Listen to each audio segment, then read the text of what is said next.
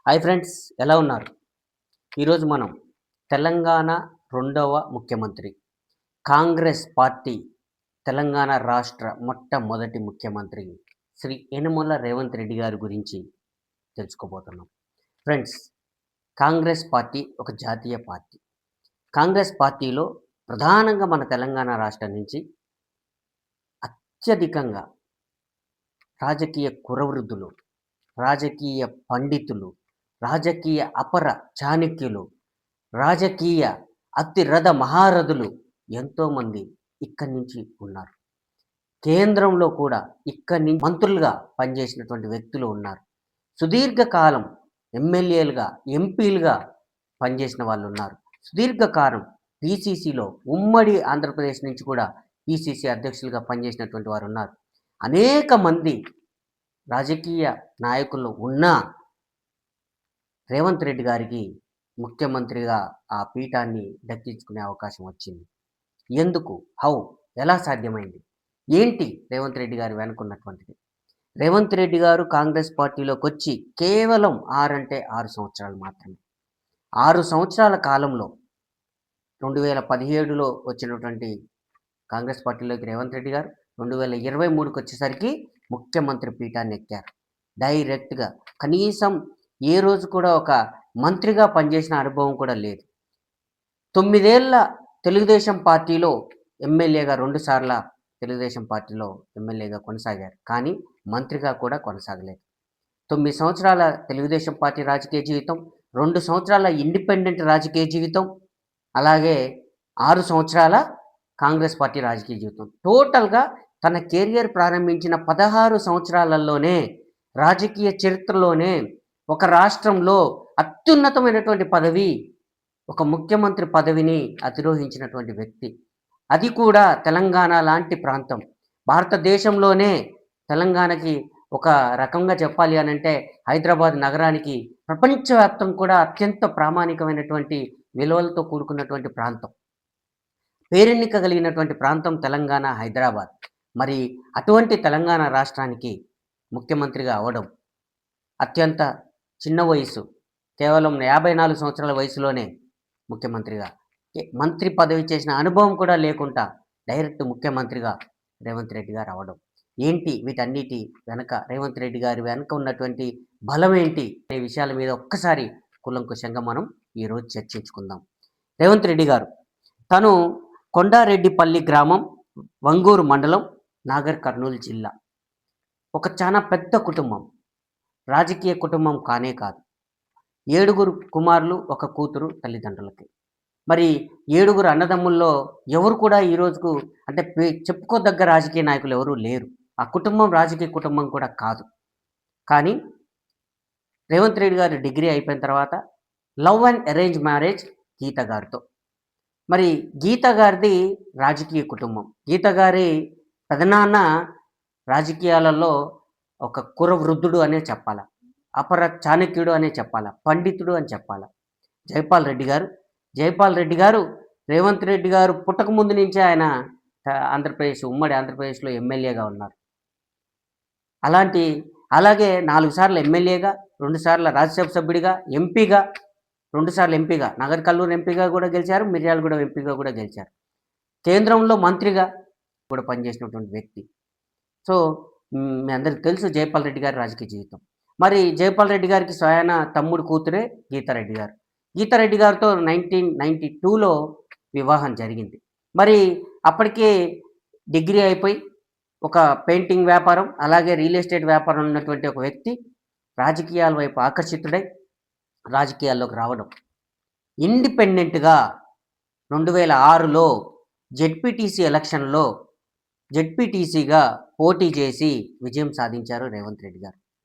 రాజకీయాల్లో గీత గారి కుటుంబం ఉండడం తనకి రాజకీయాల వైపు ఏమైనా ఆకర్షణకు గురిచేసి ఉండొచ్చు. లేదా గీత గారి ప్రోత్సాహం కూడా రాజకీయాల్లో వాళ్ళ పెదనాన్న గారిని దగ్గర నుంచి చూసింది కాబట్టి రాజకీయాల్లోకి రమ్మని, రాజకీయాల్లోకి వెళ్ళాలని గీత గారి ప్రోత్సాహం కూడా ఏమైనా ఉండవచ్చు. మరి అలాంటి ప్రోత్సాహంతో, కుటుంబ ప్రోత్సాహంతో కూడా, ఎందుకంటే అంత పెద్ద కుటుంబంలో కూడా ఎవరు రాజకీయాల్లో లేరు, చురుకైన వ్యక్తిగా నువ్వు రాజకీయాల్లో ఉండాలని చెప్పి మరి తన అన్నలు మరి ప్రోత్సహించి కూడా ఉండవచ్చు. మరి అట్లా ఒక మంచి కుటుంబ ప్రోత్సాహంతో అంటే వెన్నంటి ఉన్నటువంటి ఒక పెద్ద కుటుంబ సహకారంతోనే రాజకీయాల్లోకి అడుగుపెట్టారు శ్రీ యనమల రేవంత్ రెడ్డి గారు. 2006లో మొట్టమొదటిసారిగా ఇండిపెండెంట్‌గా ఓ జెడ్పీటీసీగా నిలబడి గెలవడం. ఆ తర్వాత స్థానిక సంస్థల ఎమ్మెల్సీలో అంటే శాసన మండలిలో ఉమ్మడి ఆంధ్రప్రదేశ్‌లో శాసన మండలికి తాను పోటీ చేసి ఇండిపెండెంట్‌గా ఎమ్మెల్సీగా గెలవడం. గెలిసి శాసన మండలిలో సభ్యుడిగా కూర్చోవడం. మరి శాసన మండలిలోకొచ్చిన తర్వాత ఇండిపెండెంట్‌గానే ఒక ఉన్నత స్థానం అనే చెప్పాలి రాజకీయాల్లో ఎమ్మెల్సీ స్థానం అనేది. అది స్థానిక సంస్థల ఎమ్మెల్సీ స్థానం. మరి అక్కడికొచ్చిన తర్వాత 2009లో చంద్రబాబు నాయుడు గారితో ఉన్నటువంటి అనుబంధంతో తెలుగుదేశం పార్టీలోకి రావడం. 2009లో కొడంగల్ నియోజకవర్గం నుంచి మొట్టమొదటిసారి తెలుగుదేశం ఎమ్మెల్యేగా పోటీ చేసి మంచి మెజారిటీతో విజయం సాధించడం. రేవంత్ రెడ్డి గారికి రాజకీయాల్లో ఒక అసెంబ్లీలో ఎమ్మెల్యేగా అడుగుపెట్టడం. అక్కడి నుంచి చంద్రబాబు నాయుడు గారి యొక్క ప్రోత్సాహం చాలా అద్భుతమైన ప్రోత్సాహం. యువకుడిగా చిన్నతనం నుంచి రాజకీయాల్లోకి రావడం చంద్రబాబు నాయుడు గారికి కూడా అత్యంత నచ్చిన వ్యక్తి రేవంత్ రెడ్డి గారని చెప్పవచ్చు. ఎందుకంటే తనలో ఉన్న చురుకుదనం, తనలో ఉన్న మాటకారితనం, తనలో ఉన్న యాక్టివిటీ ప్లస్ తన ఏదో చేయాలి అనే తన తపన, తాపత్రయం ఇవన్నీ కూడా చంద్రబాబు నాయుడు గారు లాంటి రాజకీయ చాణక్యుడికి కూడా అవి నచ్చి చంద్రబాబు నాయుడు గారు కూడా చాలా ప్రోత్సహించారు రేవంత్ రెడ్డి గారిని చెప్పవచ్చు. 2014లో తెలంగాణ వచ్చిన తర్వాత కూడా మొట్టమొదటి తెలంగాణ అసెంబ్లీ ఎలక్షన్‌లో కూడా రేవంత్ రెడ్డి గారు విజయం సాధించారు. ఉవ్వెత్తున ఎగిసిపడుతున్న తెలంగాణ ఉద్యమంలో టీఆర్ఎస్ పార్టీ ఒరవడిలో కూడా ఆ రోజు ఒక పక్క తెలంగాణ తీసుకొచ్చిన పార్టీ మాదని టీఆర్ఎస్, తెలంగాణ ఇచ్చిన పార్టీ మాదని కాంగ్రెస్ బలమైన పోటీలో ఉన్నా కూడా ఆ రోజు తెలుగుదేశం పార్టీ నుంచి మళ్ళీ 2014లో ఎమ్మెల్యేగా కొడంగల్ నుంచి గెలుపొందడం జరిగింది రేవంత్ రెడ్డి గారు. 2014 నుంచి 2017 వరకు కూడా తెలుగుదేశం పార్టీ ఫ్లోర్ లీడర్గా అసెంబ్లీలో ఫ్లోర్ లీడర్గా కూడా కొనసాగడం జరిగింది. అధికార టీఆర్ఎస్ పార్టీ అనేక ఒడిదొడుకులకి, అనేక ఒత్తిళ్లకి రాజకీయంగా రేవంత్ రెడ్డి గారిని అనేక రకాలుగా గురి చేయడం జరిగింది. మరి ఆ పరిస్థితుల్లో రేవంత్ రెడ్డి గారు ఆ రోజు ఉన్నటువంటి ప్రతిపక్ష పార్టీగా ఉన్నటువంటి కాంగ్రెస్ పార్టీలో 2017లోకి వచ్చి చేరడం జరిగింది. 2017లో కాంగ్రెస్ పార్టీలో చేరిన తర్వాత 2018లో కాంగ్రెస్ పార్టీ టీపీసీసీ వర్కింగ్ ప్రెసిడెంట్గా తనని నియమించడం. రాహుల్ గాంధీ గారు కూడా ఒక యువకుడిగా ఉన్నటువంటి వ్యక్తి, చురుకుగా ఉన్నటువంటి వ్యక్తి అని అత్యంత ప్రోత్సాహంతో తనని కూడా ముందుకు తీసుకురావడం. టీపీసీసీ వర్కింగ్ ప్రెసిడెంట్గా 2018లో నియమించడం. అది ఒక మొదటి కాంగ్రెస్ పార్టీలో మొదటి విజయంగా చెప్పుకోవచ్చు. చేరడం ఒక ఎత్తు, 17లో చేరితే ఒక సంవత్సరంలోనే 18లోనే టీపీసీసీ వర్కింగ్ ప్రెసిడెంట్ స్థాయికి ఎదగడం.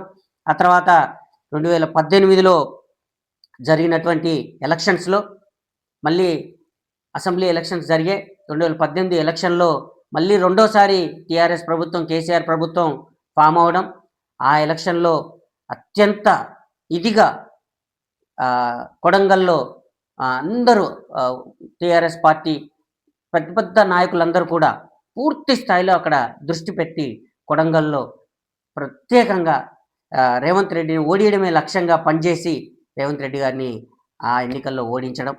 2018లో ఓటమితో బాధలో ఉన్నటువంటి రేవంత్ రెడ్డి గారిని రాహుల్ గాంధీ గారు మళ్ళీ చేరదీసి దగ్గరికి తీసి 2019 మే నెలలో వచ్చినటువంటి మళ్ళీ పార్లమెంట్ ఎలక్షన్లో పిలిచి మల్కాజ్గిరి పార్లమెంట్ స్థానం, దేశంలోనే అత్యంత పెద్ద పార్లమెంటు నియోజకవర్గం మల్కాజ్గిరి.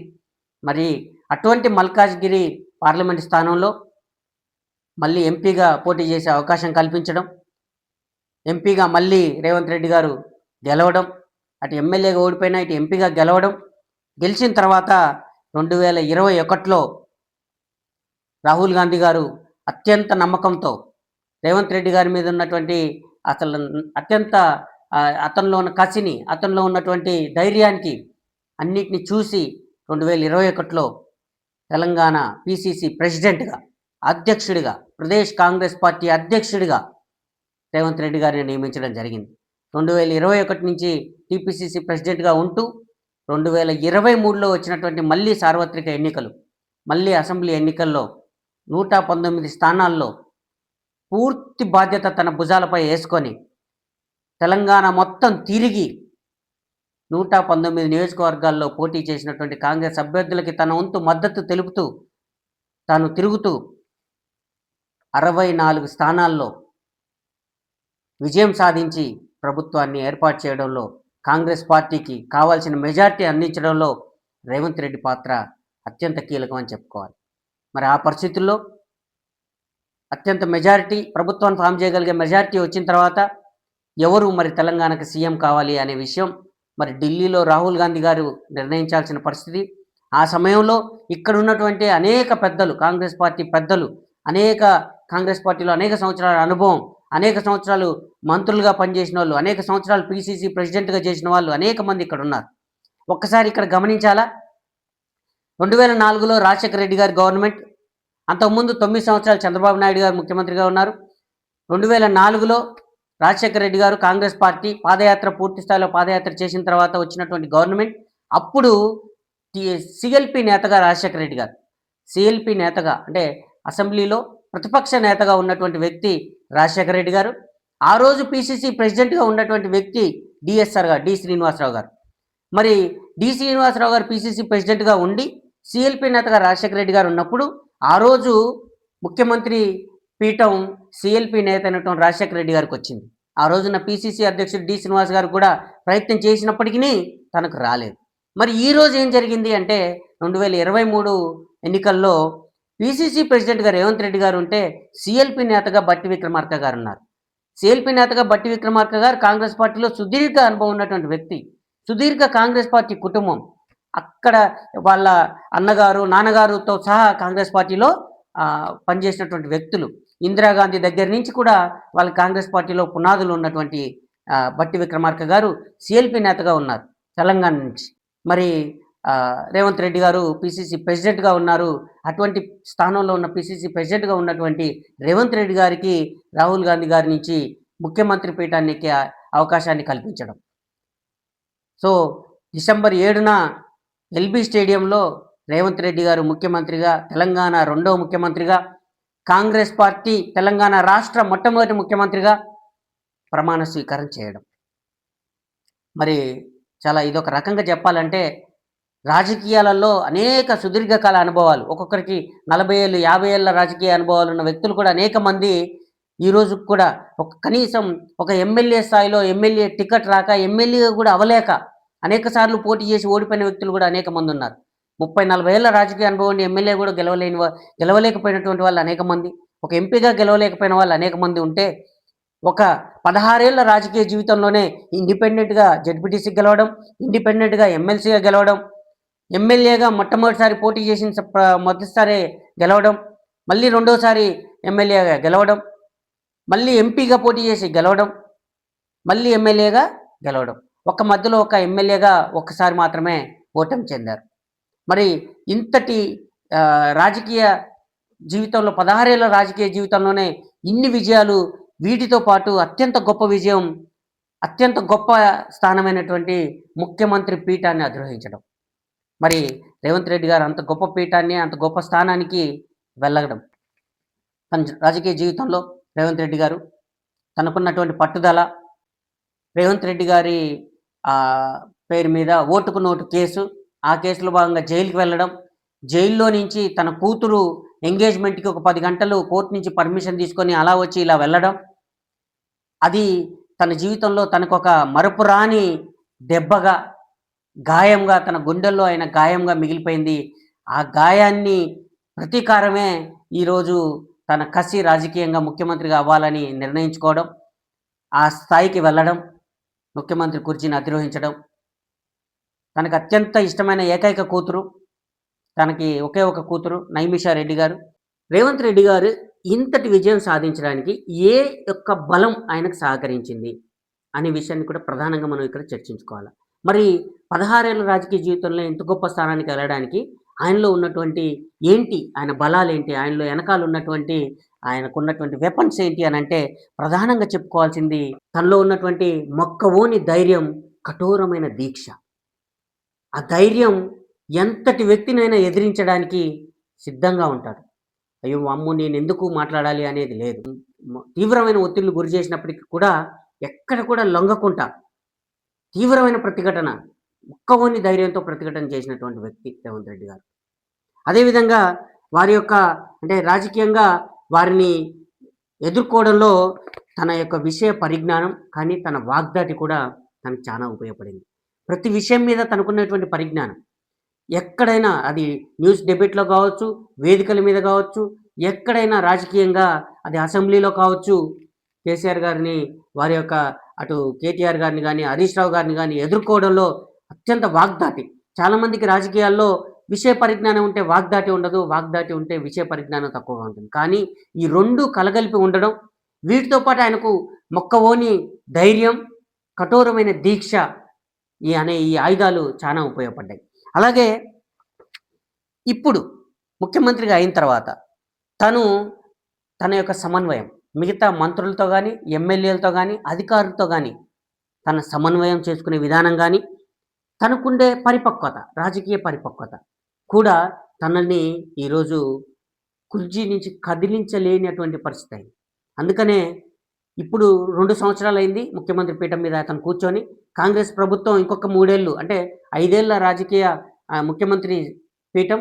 కానీ అనేక సందర్భాల్లో మనకు తెలుసు కాంగ్రెస్ పార్టీలో ఒక్కొక్క సందర్భంలో నలుగురు, ఐదుగురు ముఖ్యమంత్రులను గూడా ఒక్క టర్మ్‌లోనే మార్చినటువంటి చరిత్ర కాంగ్రెస్ పార్టీకి ఉంది.